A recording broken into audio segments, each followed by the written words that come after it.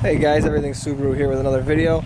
Today I'm going to do a review of the 2017 STI. I'm going to give my thoughts, go over some of the features, and then I'm going to give some things that I don't like about it. Alright, so we're going to begin. This is the original MSRP. I bought this used. The original MSRP in 2017 was $36,998. The only dealer upgrade it did have, this is the base model, was the short throw shifter was installed. I bought it for $31 with 9,000 miles on it. So this year is unique. I think this year the bumper looks the absolute best. So this bumper here and the grill, how it has the inserts here and it's open, I think this is the best year for as far as the grill goes, and including the bottom one. The 2018, 19s and up, they're fine. There's nothing wrong with them. I just don't like the exposed opening down there. I think that this grill actually fits much better. So with the base model in 2016 and 2017, you were given the option with the turn signals. Those are the turn signals going to be there, and then the fog light is going to be on the bottom. The 2018s and ups do not come with this. You can get an aftermarket kit to put it in, but I do like how this year's model decided to leave those on there. As far as the headlights goes, they haven't changed much for the headlights since 2015. You have your halogen, you have your C lights, your daytime running lights. The only thing they changed for 2018 is they added the turn signals to the top because they don't have them here on the bottom anymore. So for the wheels, there was two wheel packages for this year. These are the Enkei 18-inch wheels. They did offer a BBS wheel for this package. I think that the 18-inch, I think these are the best wheels they've come out with, hands down. They look the nicest. They have like a nice sparkle gray to them when they're clean. The only thing I don't like is that they gave you the black STI brake calipers. It's hard to see them between, this wheel is so there's so many spokes on it, it's really hard to see these calipers. They are very nice. It's just they're a lot bigger when you get up close and actually look at them than you can see from afar, because like I said, the wheel covers mostly everything. If they maybe painted those red, I think it would have stood out a lot more.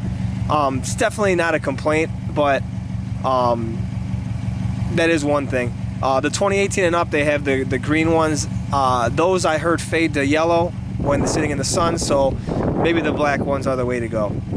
On the back, they're 4-piston in the front and they're 2-piston in the back. So the back is going to be obviously much smaller, but this wheel package all around I think is just one of the best ones they've came out with. I'm not really a fan of putting 19-inch wheels on a car that's this small. To me, they just look too big. I think 18 is the way to go. Now, I think an 18 by 9.5 would be better. You could fit 255 or 265 tires on it, but these wheels are a great package all around. And then what you're going to notice is this vehicle has extremely wide side skirts. That's one thing I do like on this. So when you look down at these, they're extremely wide. You almost hit your feet on them when they come out. And then leading up from the side skirt, you have this vent. This vent is not functional. There are ways to do this though.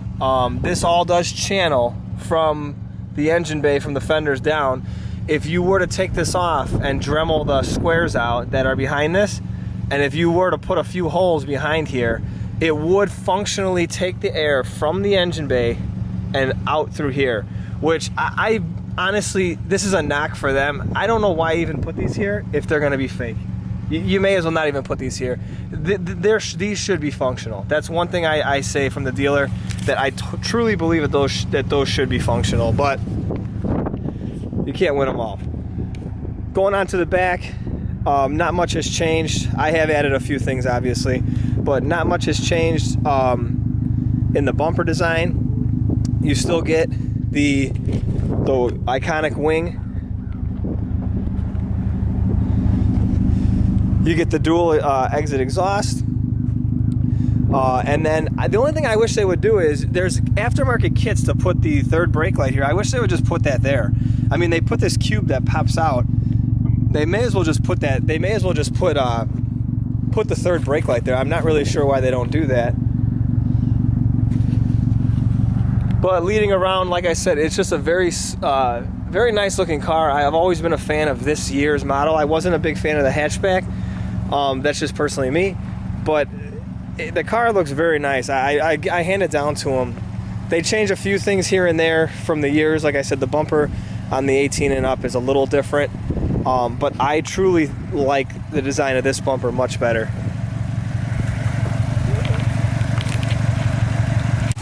Alright guys, leading onto the engine bay, you're going to have that EJ 2.5 turbocharged engine. I have added a lot of upgrades here. However, most of this is stock besides the cob intake. The rest is mostly just performance upgrades here with the regards to the fender shrouds, and those are all just parent covers. You don't need these. The only thing I would suggest is this pulley cover here. That covers the alternator, and it definitely covers a lot of the pulley and the belts here. That I think is definitely essential. The one that it comes with is not very big and it does not go down far, but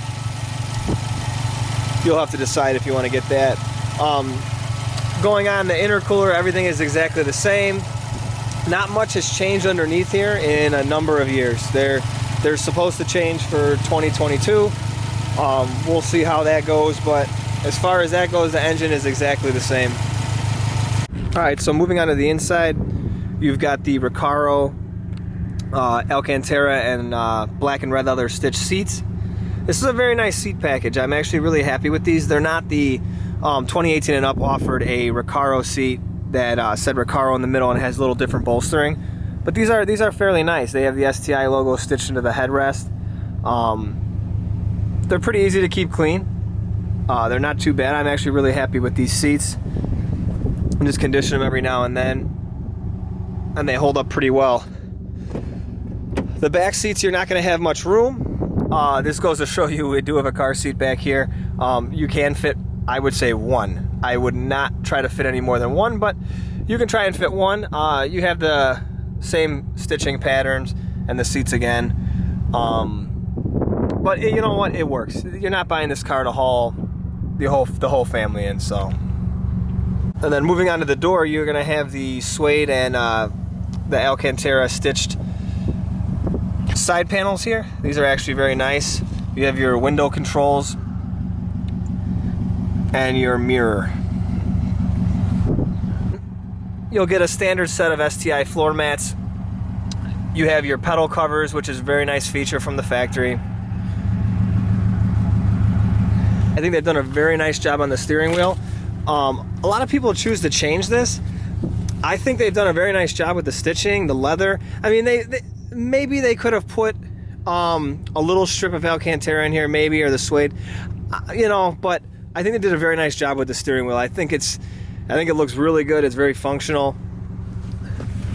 Moving on to the gauges, I think this year's model, the gauges are the best. They're all red. The 2018 and up, they added the white half lines in here. I do not like that. I think the all red looks really nice, especially at nighttime. Then you have your controls up here. You've got your differential. You can set your speedometer, so you could look at your speed here. You've got your drive mode, so you've got your sport. You can put it the sport sharp and the intelligent mode. Moving on inside the cabin more, they give you a few options. You have a boost gauge here, and then you can toggle through just some other drive time modes, clock, average fuel economy. But the boost gauge is very nice. It does also show vacuum and boost, which I think is awesome. I think for a gauge like this, there's no need to put any kind of aftermarket gauge in. Now, I do have an access port, but I don't believe that obviously this boost gauge will work, but this is a very nice boost gauge, especially from the factory. I think it's really, really nice. Moving on, you have your head unit here. After 2015, 2016 and up, for the STI, this was the head unit that you were offered. It's really nice. It's got some cosmic in the background. You can change the colors, which is really nice. You can go over to the colors here. You could do blue, gray, violet, amber, or red. It definitely does change the scheme of things if you change it to say a more vibrant color, but I think they've done a very nice job with this. It's just as user-friendly as every other system. They have the Subaru app that you download. The only thing I will say is that the speaker system in this car is just atrocious. I mean, you're not buying this car for the speaker system, I get that, but I'm telling you, if you think that you're going to be listening to like any kind of bass or loud music in here, you're defiantly wrong. The speaker system is just horrible. I can't speak for the Harman Kardon package that comes on the higher model, but for the WRX and the STI that have the bass sound system, it's very bad. But like I said, I didn't buy this car for the stereo system, and not a lot of people do either. Moving down, you've got your gauges here for your climate control, your heat. They're accented with red. This does light up at nighttime. It looks very nice. Then you have a little cubby hole here. It also has a red light that shines down at nighttime. You've got your imitation carbon fiber accents and trim here. This STI logo does light up at nighttime red, which is kind of cool. You've got your leather wrapped shift boot here with the red stitching. I've changed the shift knob. This is not the factory one. I will say the factory one that comes on this, it actually is pretty heavy. I think I weighed it at like 198 grams. It's actually a pretty decent shift knob. I just wanted something just a little bit bigger. But for a factory shift knob, it actually has a pretty nice weight to it. I was very surprised. I didn't think it was going to be that heavy, but it's actually pretty nice. And then moving down here, you've got your sport sharp, and you can change your differential right here. So you have your little switches right here for that. And now we will move on outside of the car again. Overall, I really do enjoy driving this car. I really do like this car. The only thing I'm gonna touch on that I'm not too happy with is this car has been out for a number of years with the same engine, and from the factory they're telling you the specs. You're gonna get 300 horsepower and around 290 torque. Now, tuners have done this, and you can look at the research because it's not hidden. This car is extremely inconsistent with the tune and the map that the ECU has from the factory as far as the horsepower that it makes. Tuners have put these cars on the dyno. One time they'll get 230 horsepower to the wheels on a factory tune. The second time they'll get 250. It's just very inconsistent with the horsepower, and I would think that you would get more horsepower gains than 240, 250 out of a car that's supposedly rated at 300 horsepower to the wheels. I do have the Stage 1 Plus package on here with the access port and e-tune. I'm not saying that you have to do that, but if you're going to do any upgrade, I think that's the way to go. When you get that, even the Stage 1 OTS tune, people knock that tune all day long. It's not the worst. It drives considerably better if you have that than the factory map. I really think Subaru needs to step their game up when it comes to the factory map, the factory tune. You know, I know they have to comply and they have to go and do a broad range of states, but there's cars making 700 horsepower from the factory. So I think they need to come up with a little bit more of an aggressive tune and get something to make it a little bit more base horsepower, you know, when you're dynoing this in a Stage 1. When I drove this, this is my first Subaru that I've ever owned. I was really disappointed in the horsepower. I mean, the car, it was okay. There was a lot of turbo lag in second gear. It just wasn't as fast as I thought it was going to be for all these years of me wanting one of these, and then I finally purchased one. But after I got the Stage 1 package from Cobb and I got an e-tune, it's significantly different, and it's much more fun to drive. I wouldn't trade this car for anything. So like I said, if you're in the market for one of these, just do your research. You know, go check the car out, drive it. I mean, again, going back to the tune from the factory, nobody's really buying this car to just drive it around and not do anything. I feel like 90% of the market that this car directs to is going to do something to the car. They're going to add something. They're going to change performance-wise. There's not really many people leasing these and then just driving them on the weekends. That doesn't really happen. And the only other complaint I have is the exhaust. I have a different exhaust on here, but this car was so quiet when I first bought it. You know, there's a lot of cars now coming pretty loud from the factory. You're talking your Hellcats and your Camaros. I think they can change the exhaust a little bit. It just needs to be a little louder.